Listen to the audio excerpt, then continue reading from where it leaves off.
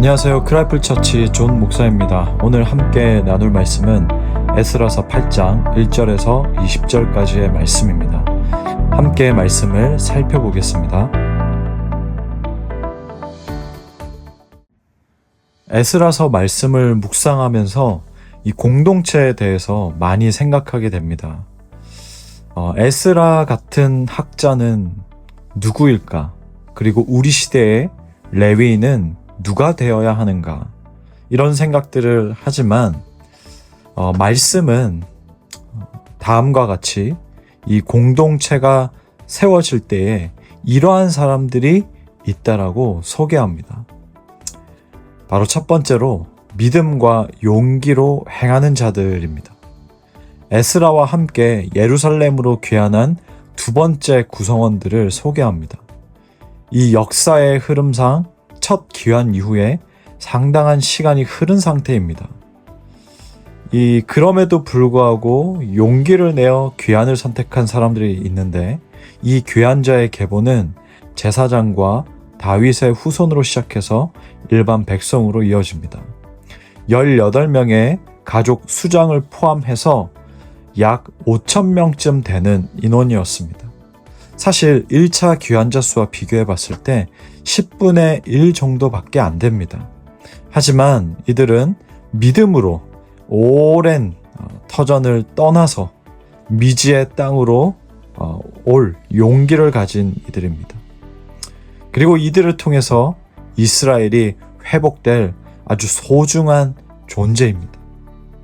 하나님의 일을 할 때 그 하나님 나라 안에서 적어도 우리가 알아야 할 것은 어떤 수의 많고 적음이 아니라 믿음이 있는가, 용기가 있는가, 비전을 가지고 있는가가 매우 중요하다는 것을 꼭 기억하시길 바랍니다.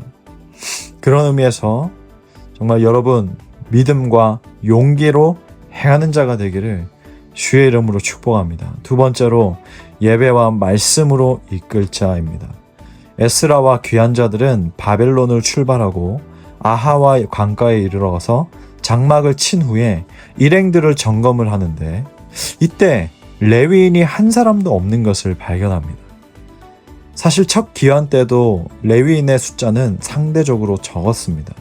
전체 인구의 한 1% 정도였는데 왜 적었을까요? 과중한 업무가 두려워서 참여를 회피했습니다. 여러분 민수기 말씀에서 레위 사람들의 역할을 기억하십니까? 무거운 성막 집기들을 맨손으로 지고 옮겨야 하고 매번 회막을 거두고 다시 치고 하나님의 말씀에 따라 철저하게 행해야 했습니다. 그런데 이러한 수고를 회피했던 것입니다. 이러한 수고는 예배와 관련이 있었고 따라서 레위인이 없다라는 것은 예배 진행이 될 수 없는 아주 심각한 상황입니다.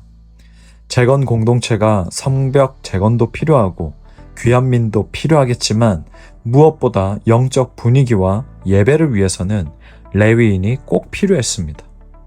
이 공동체의 건강한 영성을 위해서는 예배와 가르침이 매우 중요합니다. 비록 번듯한 건물은 없다고 할지라도 예배와 말씀을 맡을 자는 공동체에 꼭 필요합니다.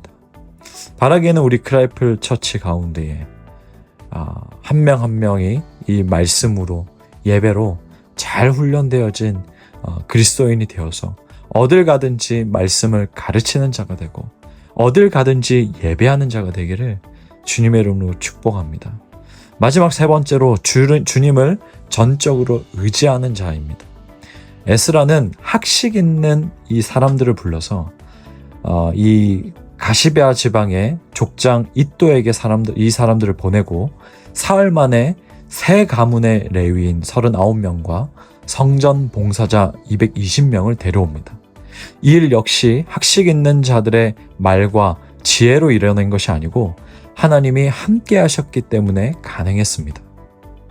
말씀에서 이 일 배후에 하나님이 계셨다고 해요. 하나님이 마음을 움직이셨고 열의를 갖게 하셨고 미래의 비전을 보게 하셨습니다.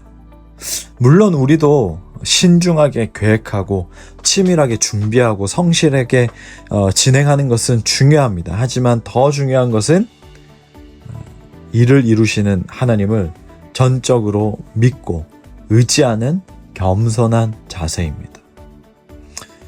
여러분, 우리가 이 세 가지 사람들을 살펴봤는데, 세 가지 유형의 사람들을 살펴봤는데, 이 공동체는 어떤 한 사람의 카리스마로 이끌어가는 것이 아니라 이처럼 믿음과 용기를 가진 자가 연약한 자들을 격려하고 힘을 주고, 말씀으로 훈련된 자가 말씀을 나누며 소망을 주고, 굳건하게 하나님을 의지하는 자를 통해 다른 사람들이 흔들리는 마음을 잡게 되고, 그러면서 공동체는 세워져 갑니다. 나 혼자서는 약점투성이처럼 보일지라도 내가 갖고 있는 이 장점 한 가지를 할지라도 이 한 명 한 명 갖고 있는 그 장점이 공동체로 모였을 때에 빛을 발하게 됩니다. 이것이 바로 하나님 나라의 원리, 하나님의 공동체, 교회의 원리입니다. 오늘 하루 보낼 때에 여러분, 내가 갖고 있는 그 약점, 내가 갖고 있는 부족함에 너무 집중하지 말고 하나님께서 주신 은사들, 하나님께서 여러분에게, 나에게 주신 좋은 것들에 집중하면서 보내면 좋겠습니다. 그것을 가지고 또 주일에 모여서 서로의 좋은 것들로 서로가 빛내주고, 그렇게 지어져 가는 크라이플 처치가 되었으면 좋겠습니다. 여러분 기억하십시오. 여러분은 하나님의 사람입니다. 주님의 이름으로 축복합니다. 아멘. 기도하겠습니다.